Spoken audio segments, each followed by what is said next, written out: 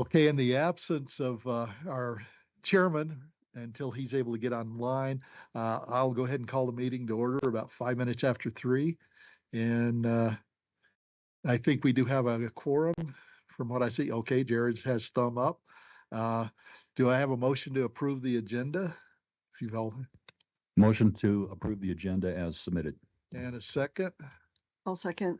Kathy, second. No further discussion. All in favor, say aye. Aye. Aye. Okay, we have an agenda. Okay, let's see, we're moving on to consent items. Approval of minutes. Have you all had an opportunity to look at those? If so, can we have a motion to approve?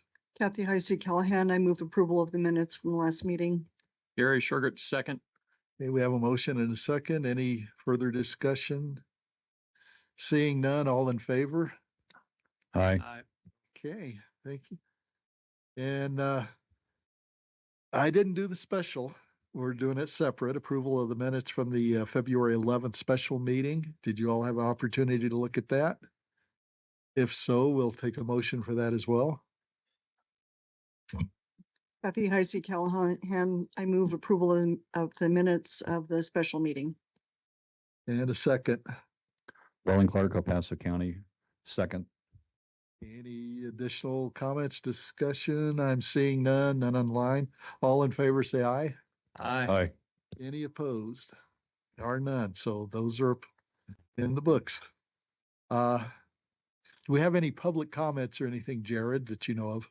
So we did not receive any advance requests for public comment or written public comment, and I believe everyone who is online is either a member of the Community Advisory Committee or is staff of either PPACG or CDOT, and same thing for everybody in the room. So I think we can move forward at your discretion, Mr. Chair. Okay, thank you. Okay, we'll move on to action items. The Metro Planning Organization boundary, who is covering that for us? Oh, okay. I will turn the meeting over to you for that.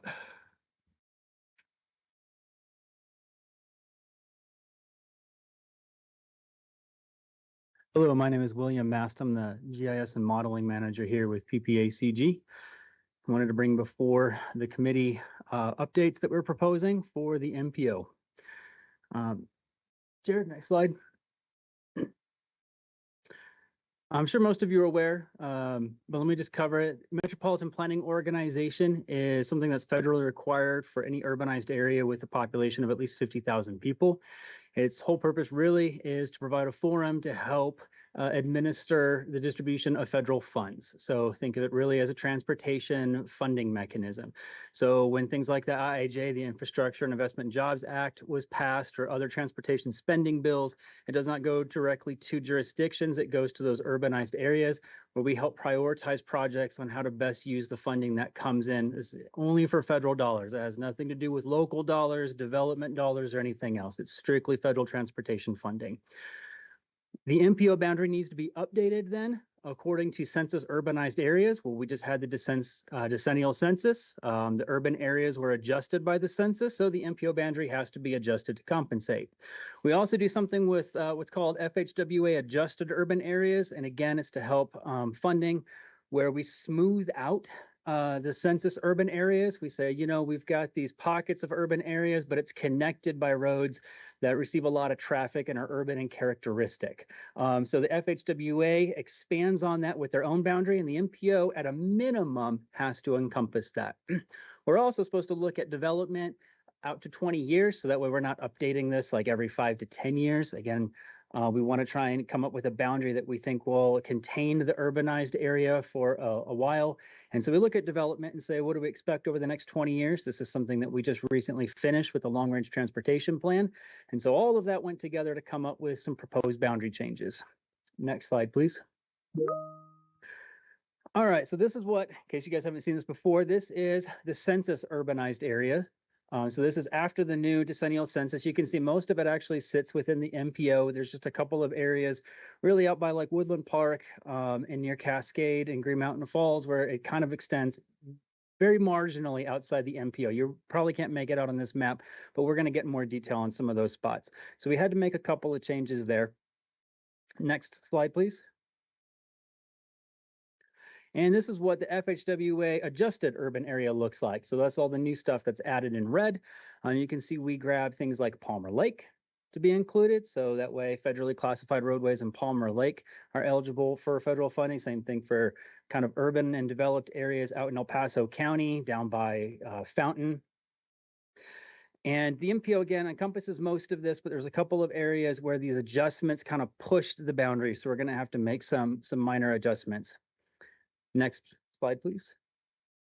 While we were at it, we also took opportunity to look at coincident boundaries and update as well. The MPO follows a lot of natural boundaries, mainly like creeks and rivers. Well, those get updated as well because none of that stuff is static. Nature has a way of changing, and we want to make certain that our boundary aligns with those features. So we use the National Hydrography data set for creeks and rivers. It is the same data set that Census is using when they updated their block groups and census tract boundaries. So updating our coincident MPO boundaries with those updated features just made sense. So this is a map really highlighting the changes. All those little blotches that you see in red, that's what we're adding. We're not talking anything significant here because again, we don't have any significant changes that need to be made. But all of these are kind of important in their own little bit.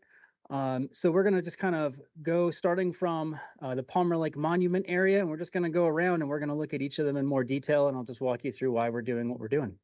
Next slide. So this is up near Palmer Lake and Monument. This is Mount Herman Road. Mount Herman Road went outside the MPO boundary into the National Forest. It cuts a little bit back into the old MPO boundary, just a tiny little bit before it goes back into the forest and is outside the MPO boundary. It makes funding a little weird for this road. There's like a little tiny sliver that you can get funding through the MPO. Otherwise, National Forest Service in El Paso County has to go to TPR 14. That's the Transportation Planning Region. So everything that you see in red there, that's the section we're adding to the MPO boundary that aligns it with the census block group boundaries, which again, makes planning easier.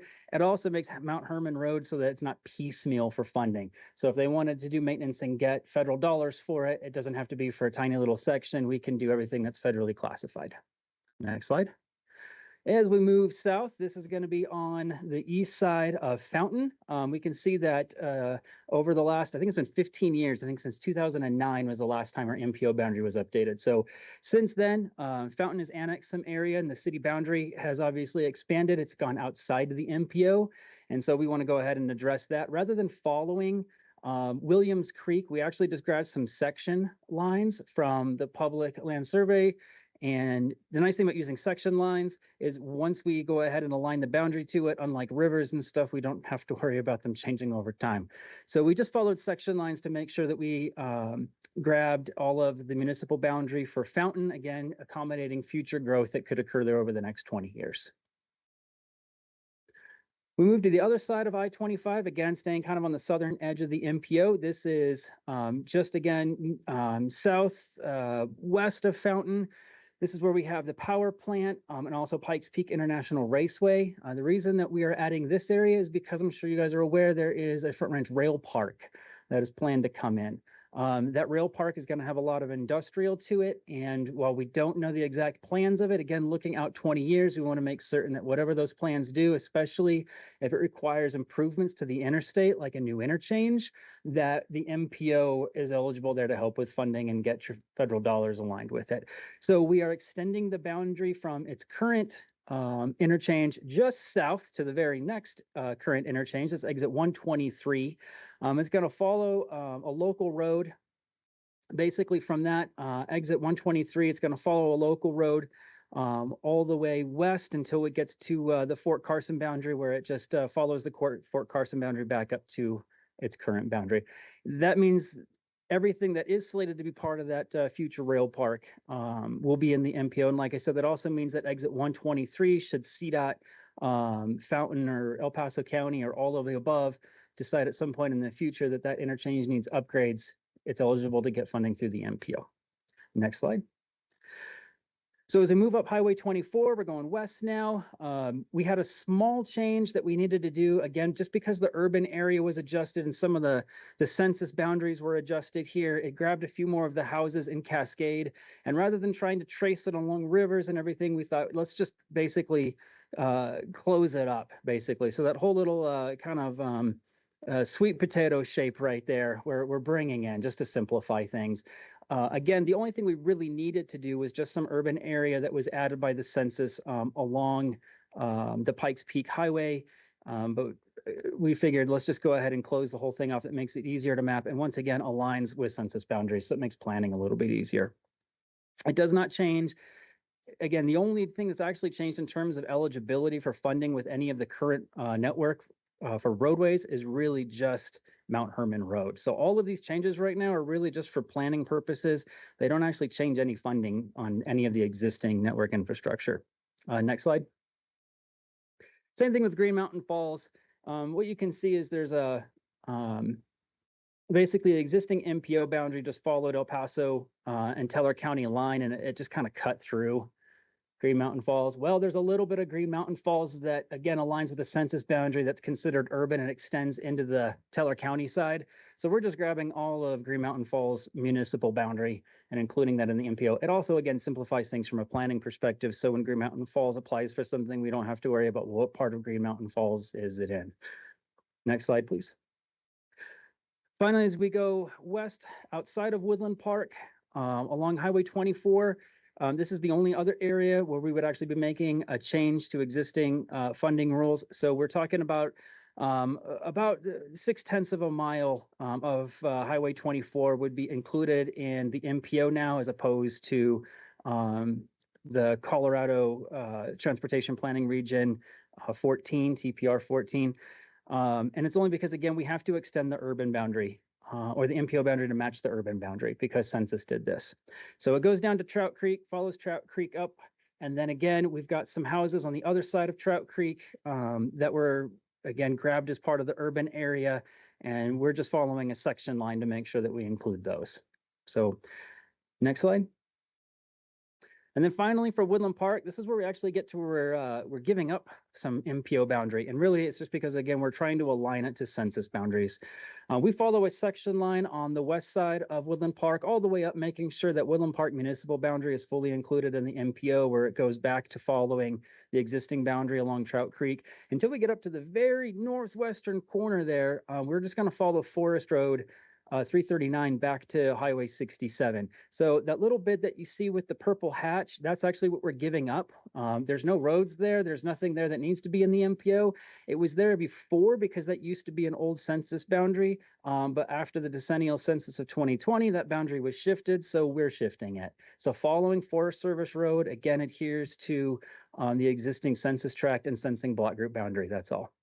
And then it follows, again, the existing boundary down Long Gulch. This is where it, again, diverges a little bit. We are staying on Long Gulch all the way to the Teller El Paso County line. Again, that's only because that's what current census boundary does. Again, for planning, the census tract and block group follows that boundary. Once it gets to the Teller County line, we are following it due south to Rampart Range Road. So you see the other area there in Pike National Forest, again, is that purple hatch. That's going to be some of the old MPO boundary that we would effectively be removing. Again, there's no eligible roadways in there. It's nothing that changes funding applicability. It just aligns our boundary with other boundaries for planning purposes. And that's it. Those are all the changes. They're all pretty minor. It just aligns things with changes that were done with the new 2020 census and gives us a little bit of buffer in some areas where we are expecting growth, like the rail park and outside Fountain. If there are any questions, I'd be happy to take those. Yep. Go ahead, Welling, and I see Roland's online, so I'll turn the meeting over to him. Okay, Welling has a question. Yes, sir. First of all, I'd like to make a comment. I just want to say that was one of the best briefings I've ever had as a CAC member. Thank you very much. Very clear, concise, and to the point. 2 questions for information purposes. One, I think it was slide 14 or number 14 on the PDF here. It said 2,000 people per unit area is designated as urban. Is there a certain size, like a couple of acres or something like that for the census tract? It's just a curiosity question. No, when the census does this, they really just focus strictly on population or housing units, one or the other. Those are the only criteria.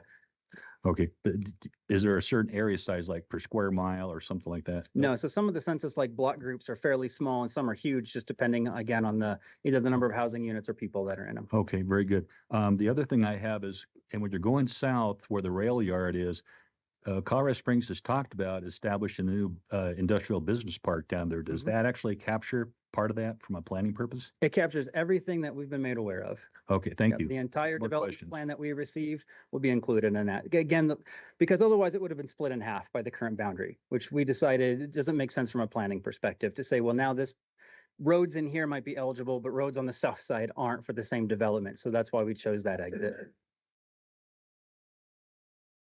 Okay, we have Chris on the line with a question.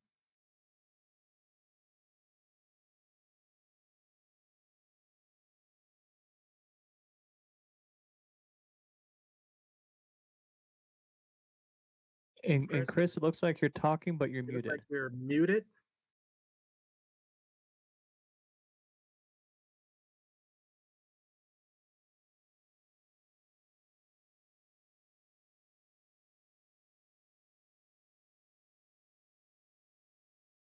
It looks like you're still on mute. We cannot hear you.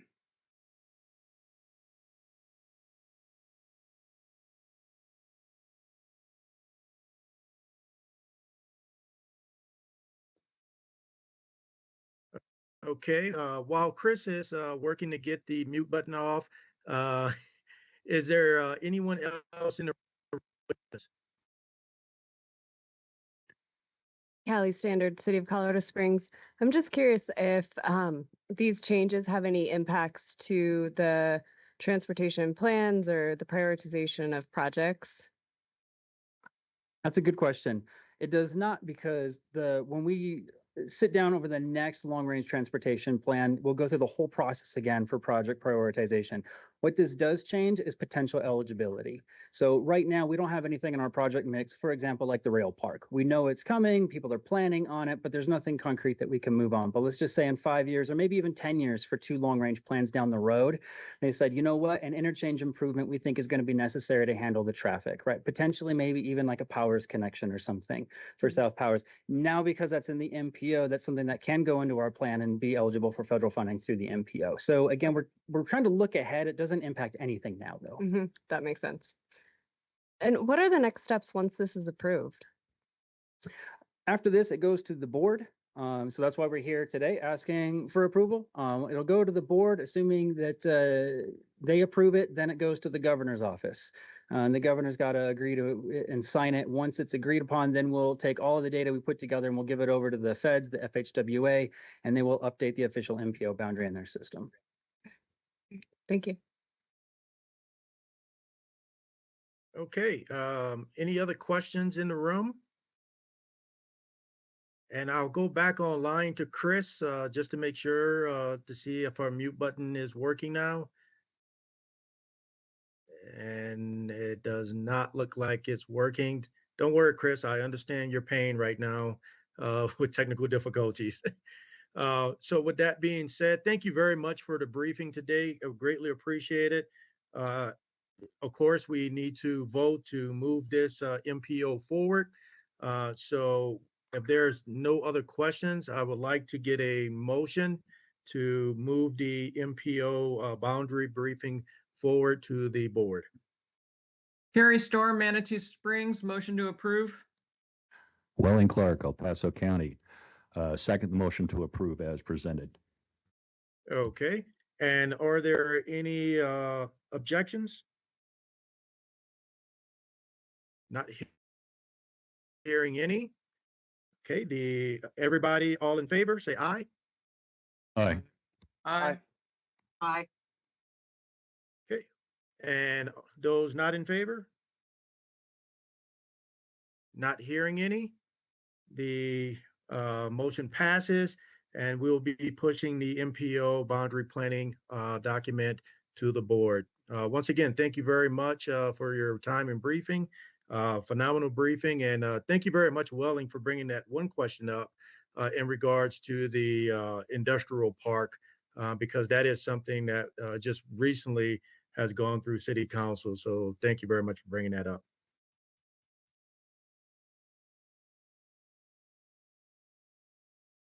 Okay, next item on the agenda is the fiscal year 2025-29 Transportation Improvement Program Amendment.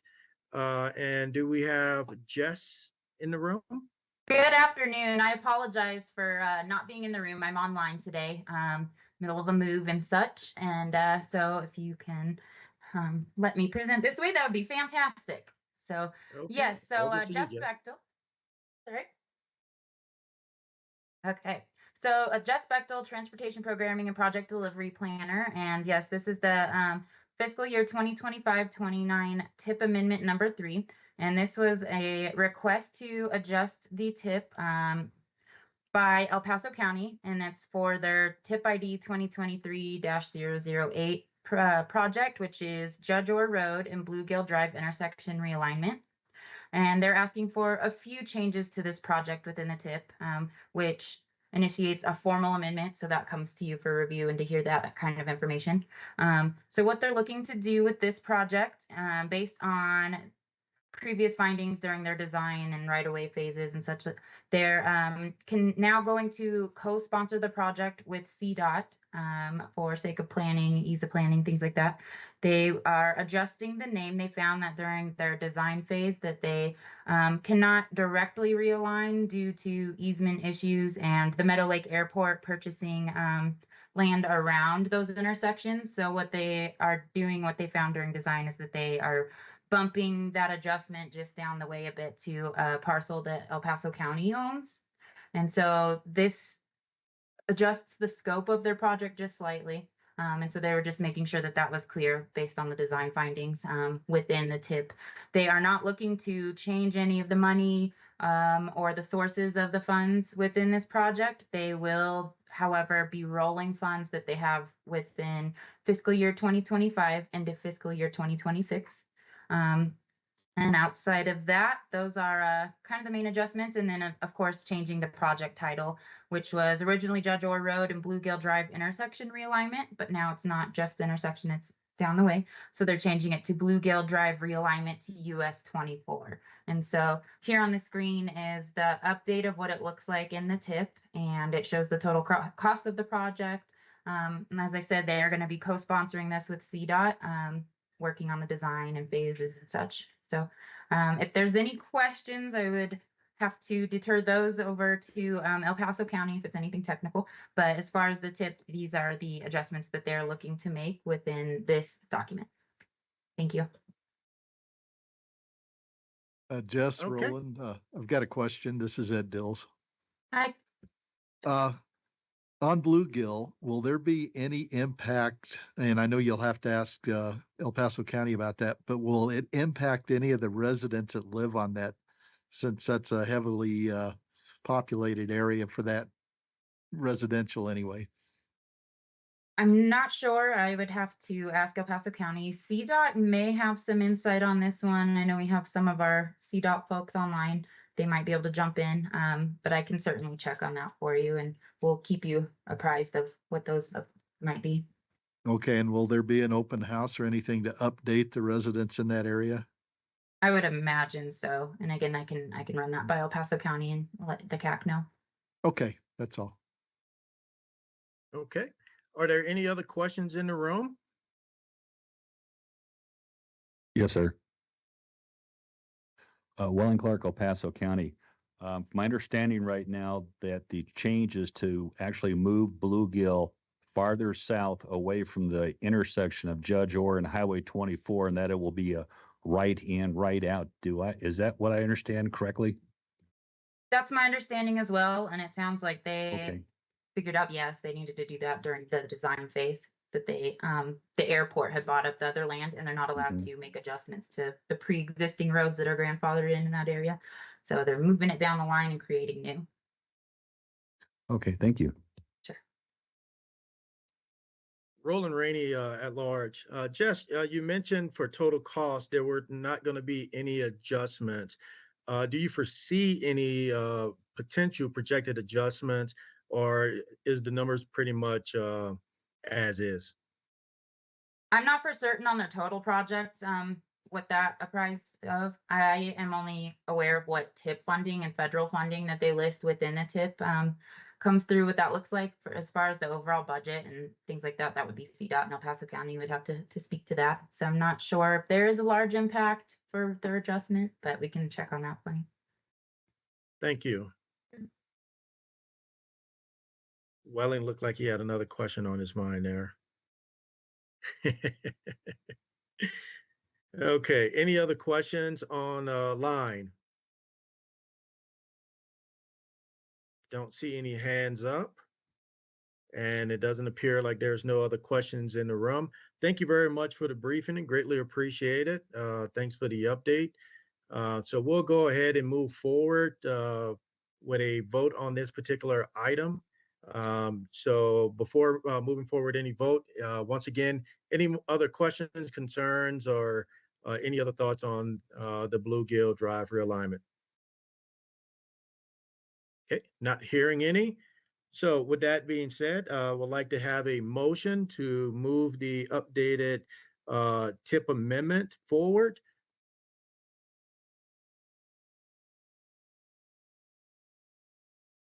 Make a motion to move forward as presented. Carrie Storm, Manitou Springs, I'll second. Okay. All in favor, say aye. Aye. Aye. And any opposed? Not hearing any. The motion passes and we'll be pushing this forward. So once again, Jess, thank you very much for the briefing and the update. Thank you. Looking forward to seeing what comes of this. Okay, moving along in the agenda, we'll go to information items. Is there any items to bring forward? Mr. Chair, there are no information items for this meeting. Okay, thank you very much. Okay, we'll move forward to member entity announcements. We have the Air Quality Awareness Week. Angie.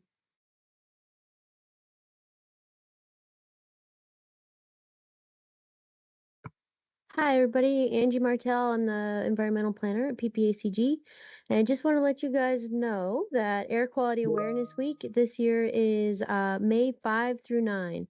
Air Quality Awareness Week, in case you are not aware of what it is a national event where we try to do all sorts of different events to bring awareness on air quality. This year, we're working pretty closely with CDPHE on planning the event. And CDPHE is actually working with Governor Polis to do a proclamation, and they'll be doing a news release to announce the event. And we are also working with our board to do a proclamation, hopefully at the next April board meeting. So usually the air quality awareness event has a different theme on air quality for each day of the week. So this week, this year, each theme, the theme for each day, Monday is local air quality programs and opportunities. Tuesdays, air pollution and your health, and that also coincides with World Asthma Day. Wednesday is air quality actions. For that event, we're also partnering with Kids on Bikes to promote another event that also coincides that day, which is Walk, Bike, and Roll to School Day. Thursday is air quality education and monitoring, and Friday is smoke and indoor air quality. So that's kind of what's happening with Air Quality Awareness Week, and that's the end of my announcement. Any questions?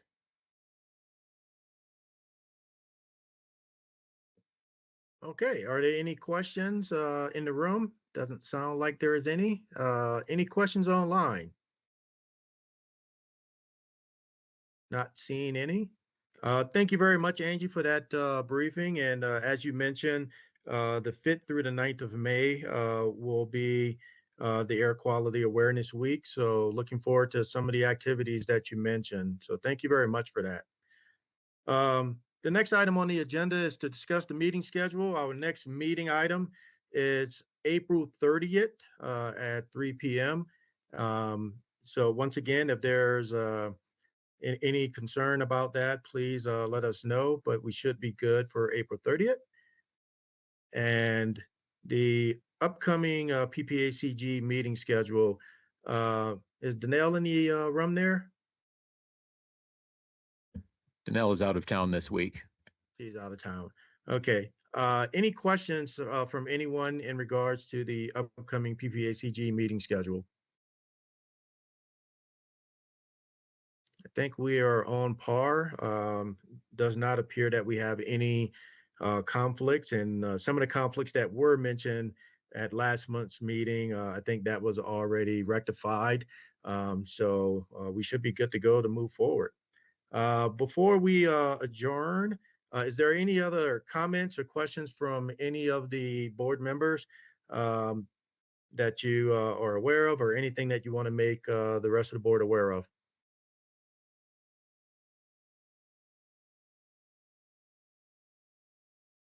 Okay, not hearing any. I just have one. Make sure that all of you vote next week, April 1st. So make sure here that you get your ballots in if you haven't already in your respective districts. With that being said, if there's no other comments or questions, today's meeting is adjourned.